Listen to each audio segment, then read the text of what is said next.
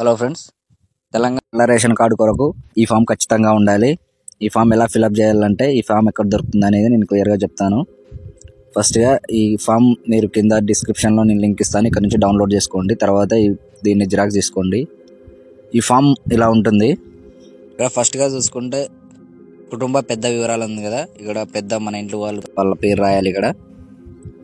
తర్వాత ఇక్కడ తండ్రి పేరు, తండ్రి లేకుంటే కొడుకు పేరు లేదా కూతురు పేరు, ఎవరో ఒకరి పేరు ఇక్కడ రాయాలి. తండ్రి పేరు రాసేయండి.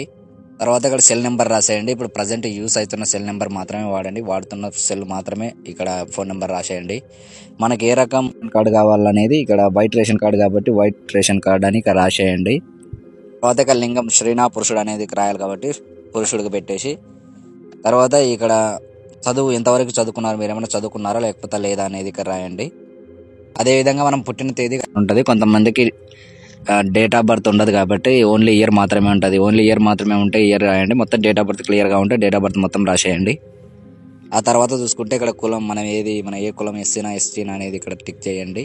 ఎస్సీ అయితే ఎస్సీ రాయండి, ఎస్టీ అయితే ఎస్టీ రాయండి.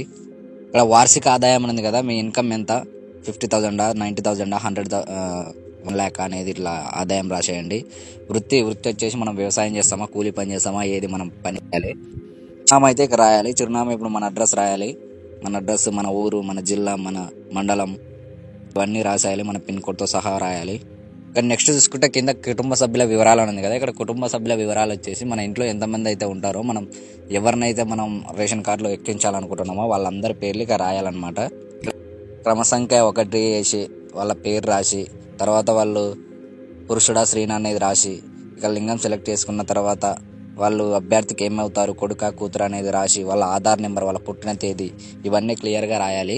మన ఇంట్లో ఎంతమంది ఉంటే అంతమందికి మనం వాళ్ళ పేర్లన్నీ లెక్కిచ్చేసి వాళ్ళ డేట్ ఆఫ్ బర్త్లన్నీ రాసేసి, తర్వాత వాళ్ళ ఆధార్ నెంబర్ క్లియర్గా ఇక్కడ రాయాలి. ఆ తర్వాత కిందకి వచ్చేసిన తర్వాత అభ్యర్థి సంతకం ఉంటుంది కదా, ఇక్కడ పైన మనం అభ్యర్థి రాసినాం కదా, ఆయన సంతకం ఇక్కడ పెట్టించుకోవాలి. ఇక్కడ రాసిన తర్వాత ఇవన్నీ చేయడం ఒక ఎత్తు. ఇప్పుడు మనం వీటన్నిటిని జతపరచాలన్నమాట. కొన్ని పత్రాలు ఉంటాయి, అవన్నీ ఇక్కడ మెన్షన్ చేశారు చూడండి. ఆధార్ కార్డు ఉండాలి ప్రతి ఒక్కరిది. ఇక్కడ మనం ఎంతమందిని అయితే మెన్షన్ చేసేటామో వాళ్ళందరూ ఆధార్ కార్డు జిరాక్స్ ఉండాలి. అండ్ అదేవిధంగా కుటుంబ సభ్యుల వివరాలు చెప్పాను కదా, వాళ్ళందరూ ఆధార్ కార్డు ఉండాలి. అండ్ ఫస్ట్లో ఉన్న అభ్యర్థి ఆధార్ కార్డు కూడా ఉండాలి. గ్రూప్ ఫోటో ఉండాలి. ఇప్పుడు అందరు కలిసి, ఇప్పుడు మనము ఎంతమంది అయితే మనం వాళ్ళందరినీ రేషన్ కార్డు కావాలనుకున్నాం వాళ్ళందరితో దిగిన ఒక గ్రూప్ ఫోటో ఇక్కడ ఫస్ట్లో ఫ్రంట్లో అతికించాలి. అదేవిధంగా మన పిల్లలు ఉంటారు కదా, మన పిల్లల పుట్టిన తేదీ బర్త్ సర్టిఫికేట్ అనేది ఖచ్చితంగా ఉండాలి.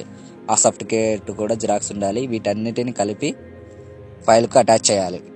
ఇలా అప్లికేషన్ పూర్తి చేసి మనం అన్ని జిరాక్స్ ఇచ్చిన తర్వాత ఇది అప్లికేషన్ మనకు వాళ్ళ తర్వాత మనకు కొత్త రేషన్ కార్డు ఎప్పుడు వస్తుందంటే 30 days నుంచి 90 days పట్టొచ్చు. ఎప్పుడు వచ్చేది గ్యారెంటీగా అయితే చెప్పలేము. ఈ 90 days లోపు కూడా రావచ్చు. ఇవి ఆటోమేటిక్గా మీరు రాసిన చిరునామాకి కానీ లేకపోతే గ్రామ సభ్యుల పరంగా కానీ మీకు మీ సేవకి వెళ్ళినా కూడా ఆటోమేటిక్గా వచ్చేస్తాయి. ఫ్రెండ్స్, ఈ వీడియో మీకు అర్థమైంది అనుకుంటా, కింద కమెంట్ చేయండి.